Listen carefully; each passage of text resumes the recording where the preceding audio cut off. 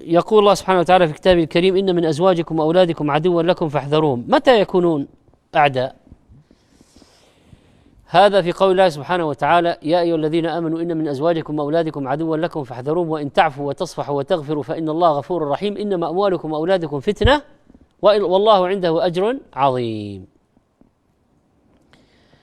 هذه لها سبب نزول. في رجال أسلموا من أهل مكة وأرادوا الهجرة، فالزوجات والأولاد قعدوا في الطريق: لا، ما نترك بلدنا، لا ما نترك وطننا، لا كيف نتغرب، لا كيف وأقاربنا فقعدوا لهم في طريق الهجرة وثبطوهم عن الهجرة. بعد مدة هاجروا، جاءوا إلى المدينة، وجدوا ناس من المهاجرين سبقوهم والأنصار، ورأوا الناس فقهوا في الدين يعني، وشافوا الخير اللي فاتهم، وشافوا الغزوات اللي فاتتهم، ورأوا الصحبة مع النبي عليه الصلاة والسلام، فهموا أن يعاقبوهم. يعني لما شاف هؤلاء الذين جاءوا متأخرين بسبب أهاليهم العائق، أرادوا أن يعاقبوهم، فأنزل الله: يا أيها الذين آمنوا إن من أزواجكم وأولادكم عدوا لكم فاحذروهم، لكن ندب إلى الصفح والعفو. فإذا متى تكون الزوجة والولد عدو؟ إذا كان قعد لك في طريق الخير، منعك من الخير، صدك عن الخير.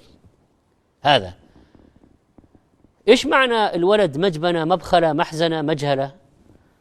إذا أراد الأب أن يتصدق يجي يعني الشيطان يقول ولدك أولى.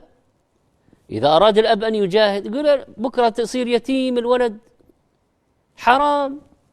وهذه كلمة حرام طبعا تستعمل بالحق وبالباطل. الأب يريد أن يتعلم العلم الشرعي، يروح يطلب العلم، لا بس الولد لا، أجلس عند الولد أحسن. ولذا قال مبخلة، مجهلة، مجبنة. باقي محزنة قالوا إذا مرض أو إذا عقه، إذا كبر وعقه. وفي أزواج وأولاد صالحين أصلح من الأب. في زوجات مثل بعض الزوجات تريد الحجاب وزوجها يمنعها، وفي أولاد صالحين يريد الذهاب إلى صلاة الجماعة وأبوهم يمنعهم. ففي آباء أعداء، ما هو بس العداوة من هنا، في عداوة من الطرف الثاني. فكل واحد يصد الآخر عن سبيل الله عدو، هذا عدو.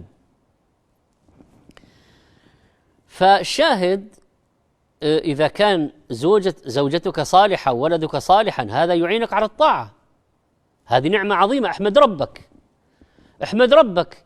في ناس زوجته تصد عن الحق وابنه يصد عن الحق، احمد ربك إذا رزقك زوجة صالحة وولدا صالحا.